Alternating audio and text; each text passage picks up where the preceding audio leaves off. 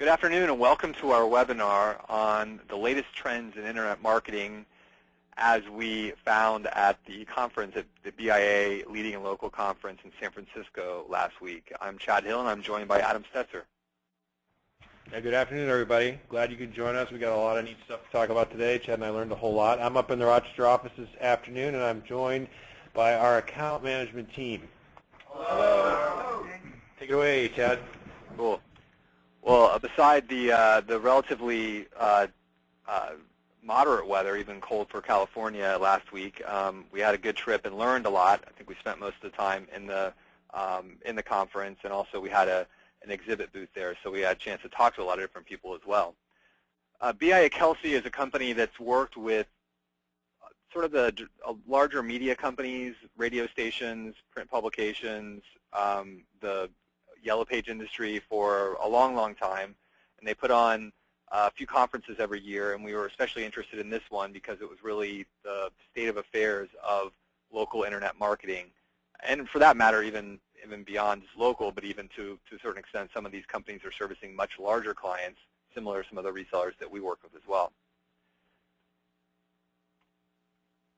It was attended by, there were about 500 people.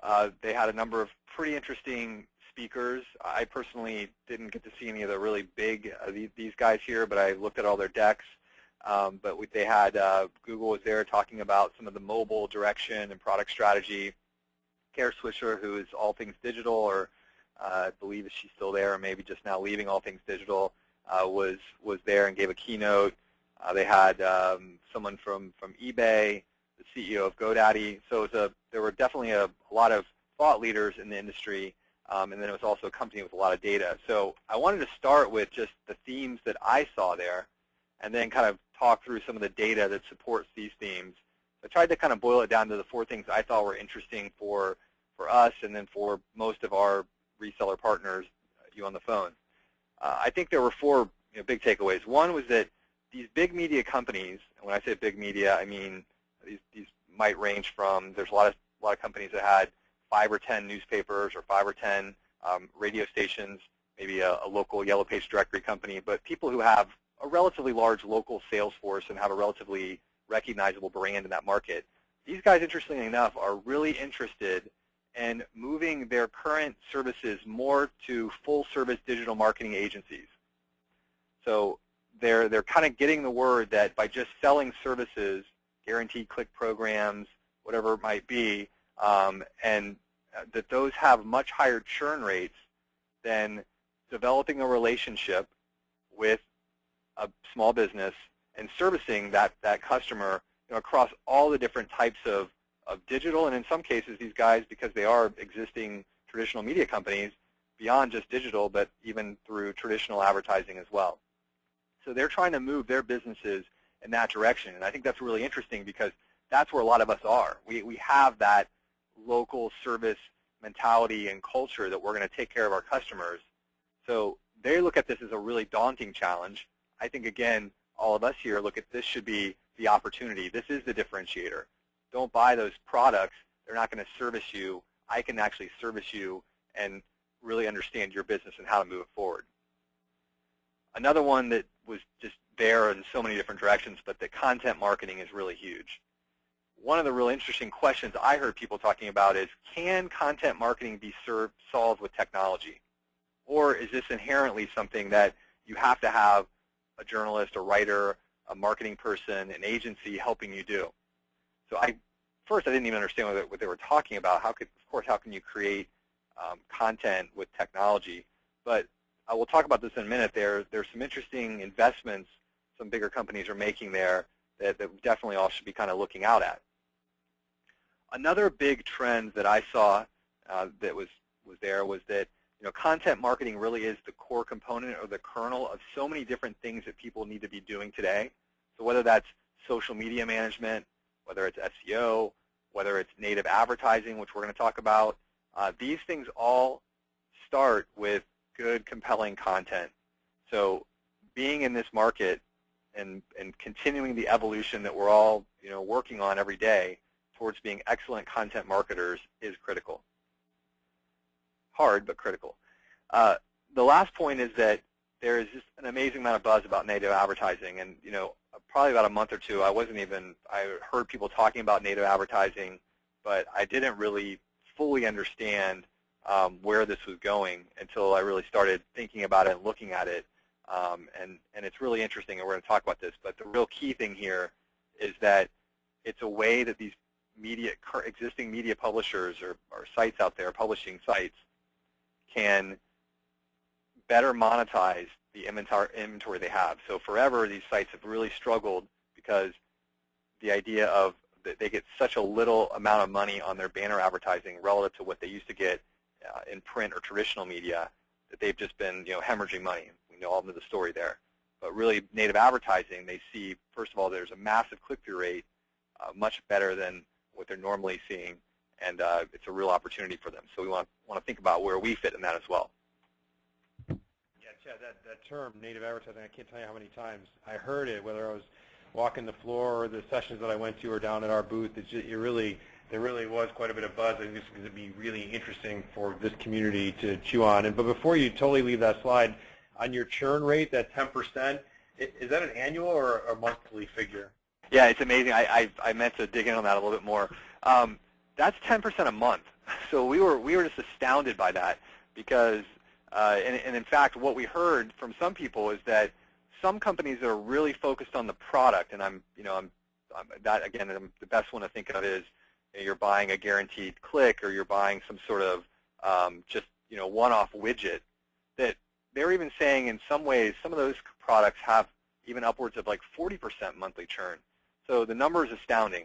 And I think that, again, these companies are looking to try to move down from 10 to get down to 5% or so. And again, these guys are operating at scale, so they have hundreds or thousands of customers. So it may not, your math may be a little different, but really it was 10% a month, which is pretty amazing, right, Adam? Yeah, that one took me aback, and I heard it in a couple sessions too, and just started to understand the struggle they were facing. And again, it kind of excited me about what we're doing here with this community, having boots on the ground, having strong relationships through our reseller partners, and just that we can achieve better retention than that. So I think it's very interesting. Okay, so I wanted to talk first about this trend and the interest that these companies have in digital marketing agencies, because to me, this is the thing I'm saying, like, this is what we already have. This is what all of our partners and resellers out there have, is they have this relationship that these big companies are saying, how do we build this? So a couple things here, and actually I'm just going to jump to the next slide here. I've got some stats. This is the chart on growth rate for digital marketing services. So you can see here that there's a 13% compounding annual growth rate of online and digital media. You can kind of see that projected out from where it is, and this is billions. That's a big number, right? This is billions, and it's going to continue to grow at 13%. And you can see there that traditional media, it's not going away, but it's definitely not growing. In fact, it's contracting at a fairly small rate, but it's basically sticking around. Another interesting slide was just where small businesses are spending media, where media is being used for promotion. And so this is, again, this percentage. It doesn't talk about actual dollar values. But you can see here, I was really shocked by this because basically it's saying here, that 52% of the people who responded, and I should mention that BIA-Kelsey has two different panels that they survey. They have a panel of consumers, because a lot of their clients are interested in knowing what are consumers doing. Are they using Facebook or Twitter? How are they doing things? And then the other panel they have is they have a panel of small business customers that basically represent who their clients, again, are trying to potentially sell services to. So they're representing, they're ultimately trying to help small business market to consumers. So they have those two different panels. But this stat was interesting because I was really surprised that Facebook was so high up there, that people were actually spending on media with Facebook at 52%. And then, of course, right up there is email marketing. And again, our good friend email marketing, I think this is perhaps one of the most underutilized services consistently year after year.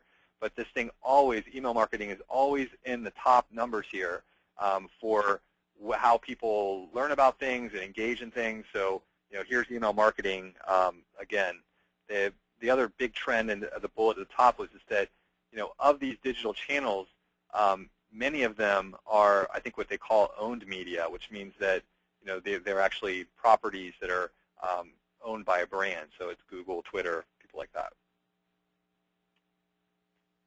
This is another good chart that I like, because it shows here that basically the amount of money people are spending to help manage their presence online is growing.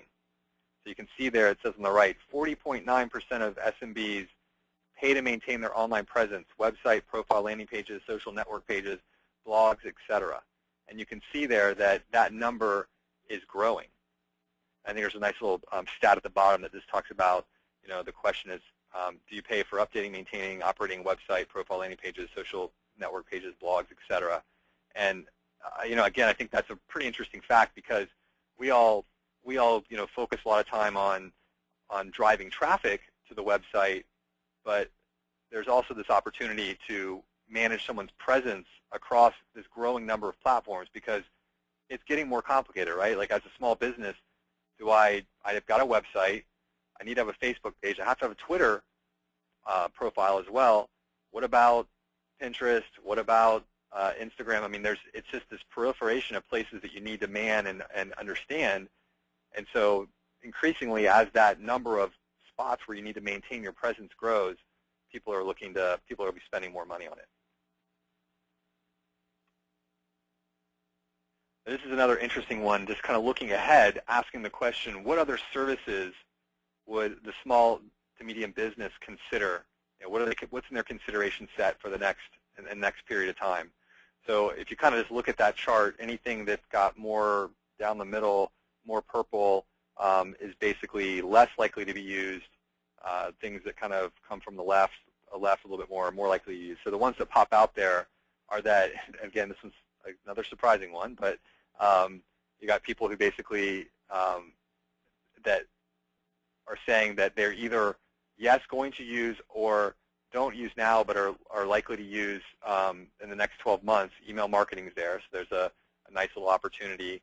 And some other ones that pop out is don't use today but likely to use in the next 12 months. You also see their analytics support. So again, I don't know how much services are related to that, but that's one that's popping out. Online satisfaction survey I thought was really interesting, and I think that's one I've been kind of thinking a lot about, because the other thing we always struggle with is trying to get review data, but if you could couple an online satisfaction survey with review data, it might be a nice little combination of services. Now this slide, this is a good slide. When they had a panel of 4 or 5 people, and basically they had the guy from Hearst newspapers, and I think their agency is called eLocal or something like that, and they had a bunch of other people up there. But what happened is they basically said, which of these services, and I know this is small, but really these big media companies are saying, we need to be in all these places. We need to actually be able to offer professional services where we might need to sell a $25,000 or $50,000 strategic consulting engagement, but then turn around and be able to build the website, manage the social media, handle the email marketing, run an SEO campaign, public relations. And so they really are, looking at building these digital marketing agencies that can service the small to medium business in an effective way. Now, they said it's not going to be free. So it's not going to be something where they're going from, a $100 guaranteed click program to now a fully managed by a, fully trained analyst running a paid search campaign. That's not going to be $100 anymore. But what they're saying is that they believe that it's worth, the demand is there, and the retention, they have to do it in order to really keep the retention going over the long run.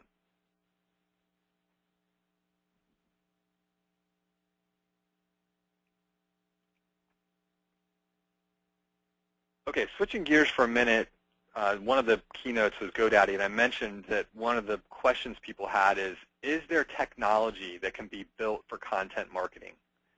And there were 2 interesting parts to the GoDaddy presentation. One was that they said that the key to building out the digital marketing agency and being able to service more than just domain registration for the small and medium business was that they basically said we have to own something, and they're like, we own domain registration. That's where people know us and understand us. But their struggle has been trying to get people to go from registering a domain for $9.99 a month to paying potentially GoDaddy several $1,000s to expand. So GoDaddy definitely, are expanding their services to other places. So that's really been where they've struggled. So what they've been doing, and I think they're really facing more into the tech side of things, they've been out acquiring lots of little companies. And I think they acquired a company called Loku. And what the idea that they were talking about is that they're trying to figure out if there's a way they can build mobile technology that will help small to medium businesses construct content that can be posted for social media and on their website. So I was like, well, what does that mean? How's that going to work? But what they were sort of saying is that if they're able to, what Loku is all about is essentially taking what appears to be non-structured data and adding structure to it. So if they're able to add context of where your phone is standing and what service industry you're in, and a picture that you take, they could actually start to help build a wizard of helping you construct an interesting tweet or an interesting Facebook post. So if they know that, they could, on a mobile phone, you take a picture of a project that's completed, and they know you're a roofer, and they know you're in this market and it's sunny outside today, they might start to actually be able to make recommendations on what kind of information you might want to tweet. And we all know that that's really tough because for an agency to do, because there's that game of telephone, especially on social media. It's hard for you to call your agent and say, I'm standing in front of my recently completed project. Let me take a picture of it, send it to you, tell you what to tweet, and you tweet it out. So they're trying to build tech to facilitate that. Now, on one hand, that might be scary, right? Because you're like, oh, great. Well, just when we saw this great opportunity for content marketing, now we're going to be in trouble. But I actually think that there's an opportunity there as well. So let's just say the tech actually is able to be built to help small to medium business better construct their social media messages.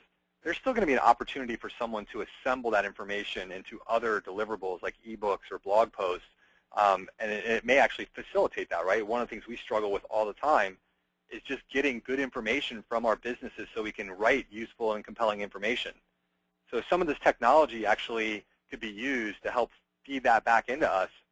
It might actually make content marketing a heck of a lot easier for us to all deliver. So this is, again, not here today, but this is something that I think could be very interesting as these companies make investments in it as it goes forward.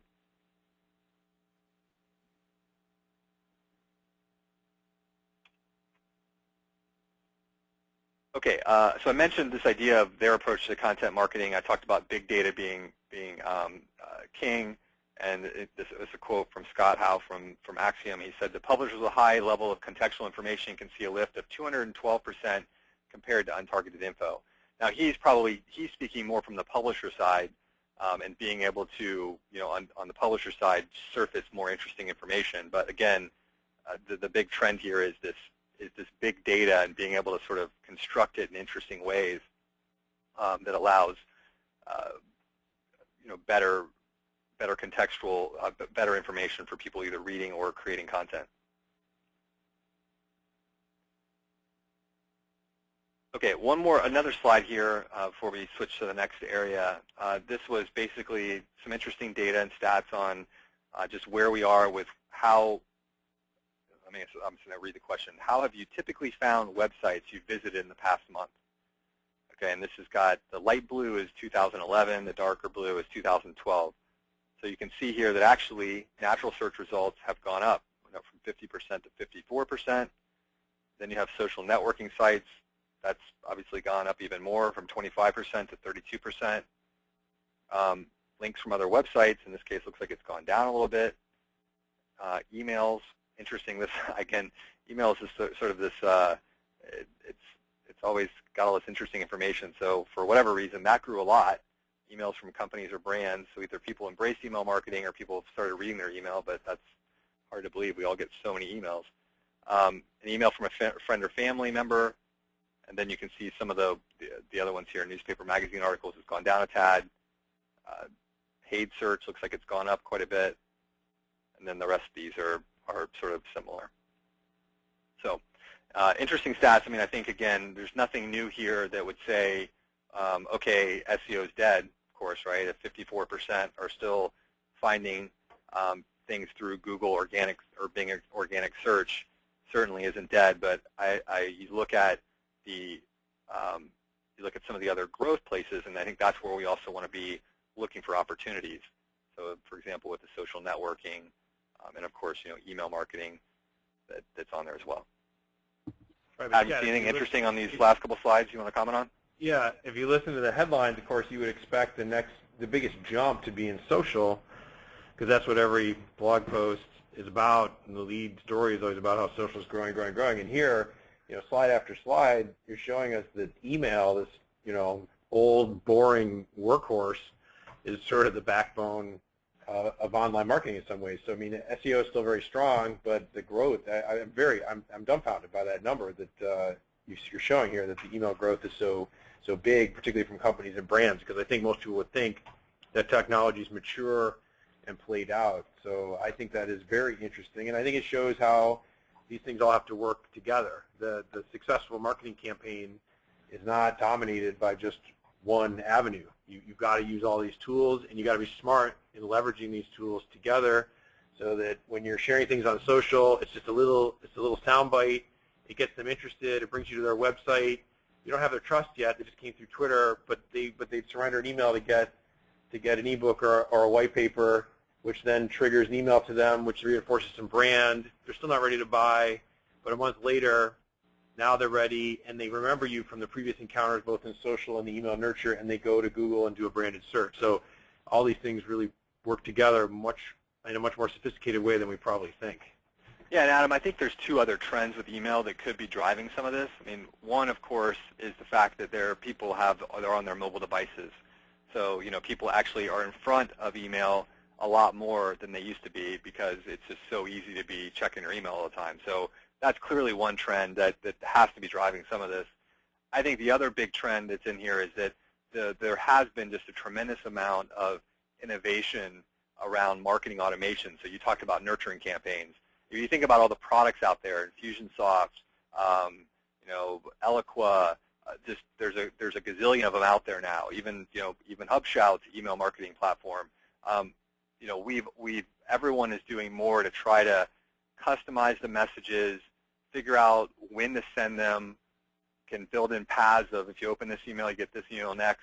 So there's just a lot more innovation there. So maybe really this is a story of just an old medium that actually has more screen time and has more intelligence around it. So we're able to move the needle some. But in either case, this is a growth area, and I think these are the kind of stats when you're looking at your customers and saying, okay, what other services can I sell my customer? Email marketing is definitely one of them. Yeah, that's a great point, Chad. And we had a lot of conversations, I know, at the booth. Right down the road from us, like 2 booths over, was Constant Contact, with a big double-wide booth. They're a pretty big company. And we were right there, HubShout, two doors over, and people would come down the row and visit Constant Contact. And then next to us was, I think, a local review type site. And then they visit us, and they would say, oh, so for your email, they'd see email on our big backdrop. They'd say, oh, so do you use Constant Contact? You're one of those guys? And we'd say, no, we have our own, and we'd explain the technology and the Amazon delivery. And I know there was quite a bit of interest because they saw the need for that integration.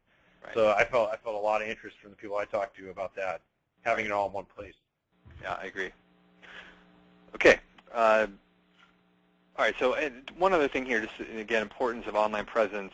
So these are some stats here on the lower right-hand side, but in general, this was where people said that they thought they needed to be. Facebook, the biggest, Google, Twitter, Yelp, and then a blog. That was where basically people said, in terms of what was very important to them, in terms of a place to have a presence. But again, look at those. That's 5 places, and that's not even. Some people would argue that if you're in any kind of industry, that a hotel or restaurant, you probably need to be on TripAdvisor. And someone else might say that you really want to make sure that you're on Foursquare if you're a local business with a lot of check-ins. So there's a lot of places people need to be. I think this is, and Adam knows this is one of the areas I'm continually interested in, is just this idea of if you're the one who's kind of manning the presence, it's a strong place to be because everyone knows they need to be in all these spots. So this is I think again a great place to be positioning your company and your services so that you can have your share of customers that you're managing these relationships. And one other point there, the other big thing that's changed, and I've seen this in a lot of our own customers and your customers and you on behalf of your customers have told me that this idea of a lot of people used to say, well, why do I need to be on Facebook or Twitter? But actually now a lot, and even Yelp for that matter, but now a lot of people I hear saying, like, I have to be there because I need to be watching what people are saying about my business. That's part of my feedback is what people are putting in these places. So there's now a new justification in many cases for the investment. So it used to be just looked at as like, oh, it's another marketing acquisition channel. No, this is actually no longer acquisition channel. This is now becoming a customer service channel, and it's becoming, again, just a public relations issue as well, making sure that you've got, you're on top of your relationship or of your reputation online. On to native advertising, and like I said, this, and Adam said it as well, this was a huge trend. I mean, people were just really trying to get their hands around this, and people were really excited. So let's talk about what it is. I've got a screenshot on the right that I pulled off of Slate magazine. I think I've searched around over the last couple of days trying to find the best example of someone who is just has a ton of native advertising. I think Slate has probably the best examples of it. So if you want to check it out yourself, go check it out. But basically, I just took a screenshot at the bottom of an article. So there was an article about you should never, ever leave your webcam uncovered when you aren't using it. That's some new story that just came out talking about how people can hack into your webcam. So at the bottom of that were two sections. One was called Content from the Web with nice little visual tiles, and then below that is more from around the web. These are both examples of native advertising. You can see here that the content from a web, it may be slightly difficult to see, but under each one of the headlines, it tells you where the content is. So you got something from the Washington Post. Slate is related to the Washington Post. You've got YouTube. You've got Upwave. You've got Rant Chick, Washington Post again, Forbes. But I thought this was the best example because down here under more from around the web, here's an article that somebody wrote. This new Gmail app is almost too good to be true. It's an SEO company. It's actually Evolving SEO.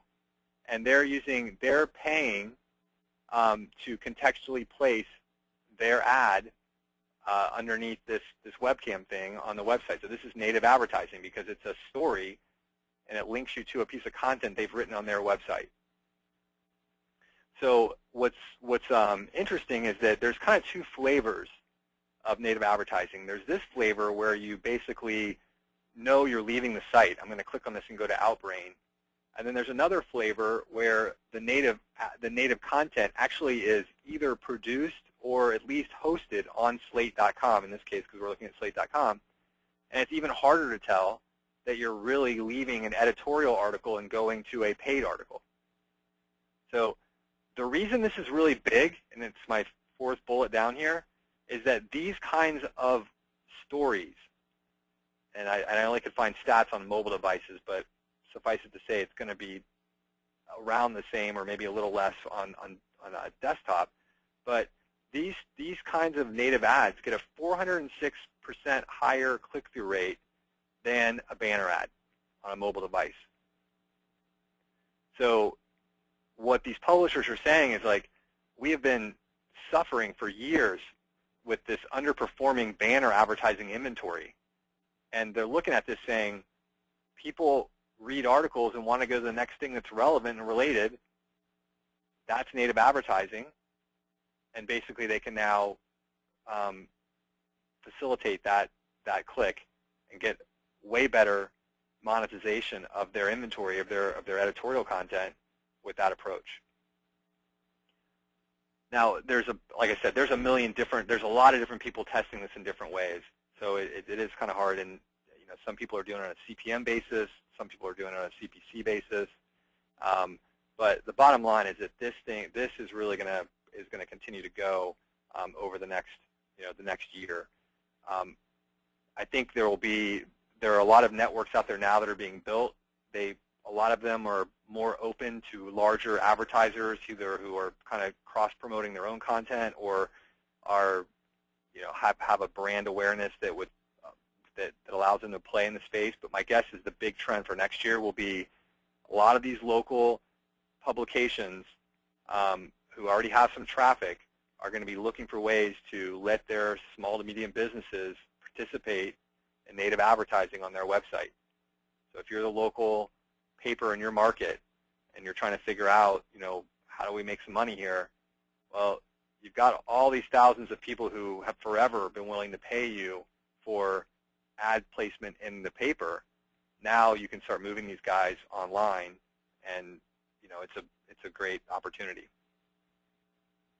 Adam, what else did you see on native advertising? Well, just right there in that screen, you have Outbrain. Actually, the one you called out, I believe that's actually a native advertising middleman firm. I believe they're one of the players in the space trying to figure out how to connect the advertisers with the publishers. And so I do think there's tremendous opportunity, and I hope our community can kind of engage this and our resellers start to see this in other places and start to talk to us about it, because I think that collectively with our community, we would have actually some significant buying power to use some of these, test some of these things, or even build some things ourselves in the native advertising space. And what's very interesting to me is how the SEO and advertising line starts to blur here, because you can see some of these turn into links, but they're definitely real audience plays. So some of it, I'm not really sure how it's going to work, Chad, and I think it's going to be interesting to evolve it. And this is cutting-edge stuff, but I'm super excited that we're bringing this back to the community at large. And my gut tells me, this is in all of our future, so we should be paying attention to this and thinking creatively how the power of us collectively as a community, which has always been one of our best strengths, to get into this game to really benefit our small business customers. Right. I mean, take the Buzz graphic that we just launched. The reality is that the promote we bundled in for the wholesale rate on that's $400, and then that includes $100 of promotion.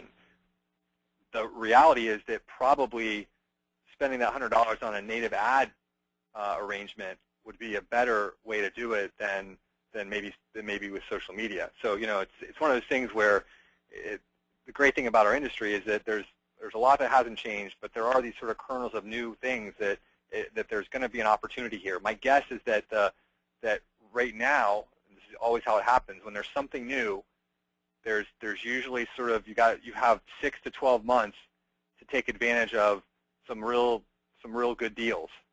So I think this is the kind of thing that with Buzz Graphics, I know what we're going to start doing. We've already started this, testing out some different contextual advertising platforms for some of our own marketing, but we want to figure this out and get this out to our resellers as quickly as possible, because this is yet another arrow in the quiver. It's another way of actually of having a tool set that you guys can go out to your clients with and show them results. Because the cool thing about this, especially in this particular case, is this traffic goes to the client's website.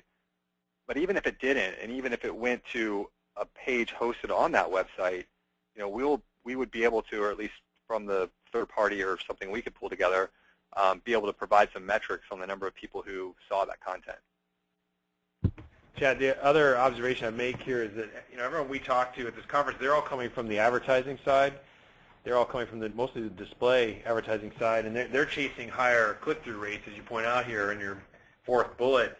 But I just saw such tremendous opportunity coming from the SEO side as well that I don't think that whole community really thinks about. This is not where they originated, not where their revenue streams are. So again, I think you're right. I think there's a window here of some exciting opportunity if we can figure out how to harness it. Yeah, exactly. Okay, so next slide here. Adam attended this session, and he was really excited about some of the stuff that HubSpot talked about. So they had one of their founders there, and he was talking about developing the perfect local sales team. And what was really interesting is that it was really a lot about structure and training. And so, and we know we've had a lot of resellers who have had some success or had failures with trying to build a sales team for their own agencies. And so we wanted to kind of bring back some of this data here. But A couple quick points. One of the things is that they train salespeople as consultants or experts, and they give them hands-on experience.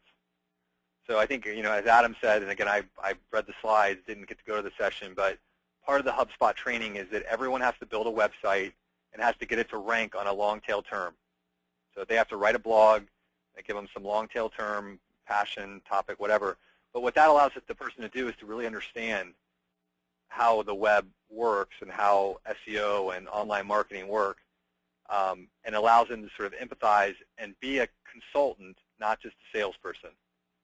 So that was really interesting. The second one is that they use exams and certification programs. So they have a structured training program. It's not just, hey, come and follow and shadow me around for a couple weeks. It was literally like, sit down, come up with a lesson plan. We're going into 1 week of training or 3 days of training or however long you can bear, but trains them and then certifies them. At the end, there's a final exam, and not everyone passes the final exam. And then the final thing is, again, to sort of set these people up to be thought leaders so that so they understand the product and aren't just a salesperson trying to get to the close. But at the same time, they're very much managed to getting people to the close. So they really they do a lot around managing the lead cycle, and they watch conversion rates from different parts of their funnel very closely. They had something very interesting about a service level agreement with marketing, where they actually basically have marketing require, or not require, but sign sort of a contract that says you're going to deliver this many leads, but not just this many leads. They had a way of scoring the leads to know the likelihood of any lead converting into a client. So let's talk about some of the things they did on the marketing side to generate these leads. And this is where I think a lot of us, and all of us are thinking a lot, is that we know we've got the clients, we're managing the accounts, but man, if the industry average is a 10% churn rate per month, then you've got, you need a way to generate leads. And so HubSpot's answer to this is, rigid execution against a plan. And their plan is 1 ebook a month, 4 blog posts out of that ebook, so you get some good stats together in a nice ebook. Every one of those ebooks can be turned into 4 blog posts. Every blog post can be turned into 8, or each ebook can be turned into 8 Facebook posts, and then it can be turned into 16 tweets. And so the idea is, if you just kind of repeat that formula, you commit to the 1 ebook and the blog posts and the tweets and the Facebook posts, then that's where they see the leads start coming in. Now, they're HubSpot. They have a huge brand and a lot of stuff going on. But these tactics, we know they work. We've seen them work for our clients. We've seen them work for the things that we've done. We've seen them work for, in some cases, the stuff that you've done out there. So this is just really interesting. It kind of reaffirmed this idea that, you don't have a business unless you have a lead flow, right? That's the key thing, is you have to focus on the lead flow. And whether it's shaking hands at the Chamber of Commerce or it's something else, without lead flow, you don't have a business. Adam, you went to this session. Anything that I missed here? Well, I think that's a nice summary. I think this idea that consultative sales is the future of sales is really dead on. And and these guys, they're for real. They've got $80 million in revenue. They plan to go public next year. They're selling to the small and medium-sized business market. But they figured out that consultative sales is really where it's at. You have to understand the problem your customer has, present as a credible person with solutions, and consult your way into earning their trust and showing them that your solution is going to solve that problem, and that closes the deal, as well as retains them in the long run. So you're there, and you're a trusted advisor as things go wrong, as they always do, and they need advice and need course correction. So I think all of that hit home in terms of, particularly in an industry such as selling SEO, where there's such a tremendous learning curve and so much confusion and misinformation, and no one source where you can go for, quote, the truth. I think it puts the emphasis on consultation even more. And then I think this other idea of just being highly, highly structured, and I know we've talked about it in this forum many, many times, these webinars and the brown bags we do, just the importance of having your numbers, your funnel, and having a numbers-driven culture. And that's what you're talking about here. They've got a whole assembly line for their content creation, but they've got a very metrics-driven sales culture where they really understand each level of their funnel, how things move through their funnel, what the dropout rates are, what the close rates are, and they can identify problems very early on before they become a big business problem. And you're right, they're operating at a huge scale, Chad, but I think there's lessons learned there for everybody on this call, and they're a good model for helping us be motivated to be a little more into it with our numbers and understand that flow, because that is the gasoline that fills the tank of your business, no matter what business you're in. Great. I have one final slide because I wanted to sort of have a summary of some other trends that I saw, and I don't know if there's any discussion points here, Adam, so if we're going to have some questions there, I think we'll be wrapping up here in just a minute. But the last day of the conference, there were a number of different panels around what is the future of, we all focus on this creating demand side of things. So it's always about, I want to send clicks, and I want better rankings, and I want phone calls, and that's where a lot of people spend time. But there's a number of companies in this space that are sort of coming at it from the other side. They're coming at it from trying to make small businesses more efficient. They're essentially, we all know what Basecamp is, right? And there's other kind of tools that a lot of people use out there, but they're trying to create the open tables or the Basecamps of different niches. So one of them out there was Thumbtack. It's actually the second point. I'll come back to Groupon, but Thumbtack, they're an interesting company. What they do is they basically have built a number of tools that help small handyman, local home services type of clients, gives them tools like scheduling apps and different things that allow them to manage their business, billing apps, invoicing apps that allow them to manage their business. And then they also have created a marketplace that they go out and using SEO, drive traffic inbound, so they can connect people who have a job to providers that are in their platform and in their network that can then do that work. So their whole thing is the reason they can get those people to participate is because they give away this value of these free services and tools to help them manage their business better.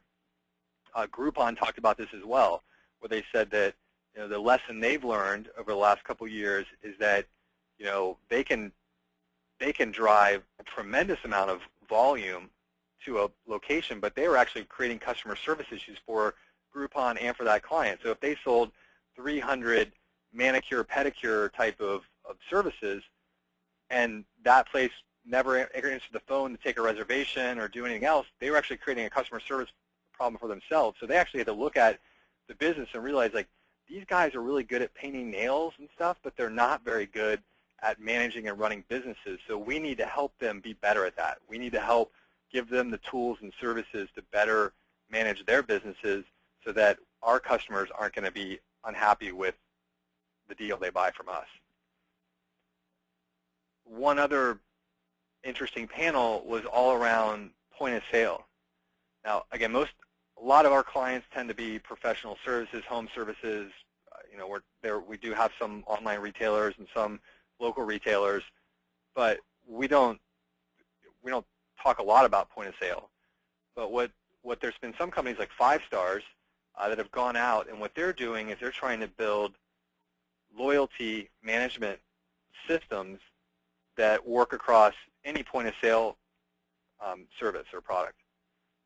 And what's really cool about this is that this is where big data comes in, because they're able to look at and pick up on trends that a normal small business owner wouldn't be able to do themselves. And then what they've done is they'll say, for example, I know that customer A has come to my store the 3rd week of the month for the last 4 months, and he didn't come, and they haven't come in the 3rd week. So I'm going to build the intelligence to actually send out an offer to that person to say, hey, $5 off if you come in for a purchase. So there's some really interesting data, and then they can, of course, there's a loyalty program they built that allows you to use dollars on your rewards card at different merchants in the same area. So they've got some cool things. But the bottom line is that, again, a lot of the market that we're dealing with, the small to medium business, small to medium-sized company out there, there are companies that are trying to come in and provide some of these services that we're looking at providing, Those guys, I don't know if we have as good of an answer on, because the issue is they're coming in and solving it with tech. But I think there still is always going to be an opportunity, even when there's tech, for someone to help someone set it up, because you know how it works. Even if they have the simplest user interface in the world, a lot of small business owners don't even really know how to put together a marketing plan to think about how do they layer in advertising with rewards programs and all the other things. So even though that's something that's a little harder to sort of figure out how do you participate in that trend, it's something that I think, again, from an overall services standpoint, there's an opportunity for everyone to be aware of those services and then potentially consider how you can participate and help people build their plans around them. So those were the main points that I saw and the takeaways that we had from the conference. It was a good opportunity, just to look ahead and see that we're still in a growing industry with lots of new and cool things coming down the road. Sometimes you get caught up in the day-to-day and just getting the work done, and you don't step back and look at the bigger picture. But from what I can tell, and I think Adam would agree, there are definitely great opportunities out there, and we look forward to 2014 and the future beyond that. Yeah, Chad, I certainly agree. I think those numbers are very encouraging on the growth, and a few of them are surprising on some of the old favorites like email marketing that reinvigorates me. We haven't pushed that hard in quite a while. Maybe it's time to revisit that. And then some of these new things, these new trends emerging that are breaking down some of the barriers between advertising and SEO, such as native advertising, I think will be a big threat in 2014. And I'm pretty excited, given our positioning and technological capabilities and size through our distributor partners. We have quite a bit of reach that we could be a player there. And I think, again, I hope there's a lot of dialogue between the folks in the account management staff here in this room and their distributors. And can you talk to me more about that native advertising? Help me get specific. How could that really help my small business client? He's a roofer. Well, how's that going to benefit him? And start kicking some of those ideas around, because I do think there's something big there for all of us if we could crack that nut. And we're all smart folks. I know we can. So yeah, I came back very optimistic and excited about what the new year is going to have for us, Chad. And I think it was great that we were there, and I'm glad we could share it today. Awesome. Well, thank you, everyone. Have a happy and safe next couple of weeks, holidays, and we look forward to the rest of this year, and of course, though, working with all of you in 2014. Thanks again, everybody. We'll see you soon. Happy New Year.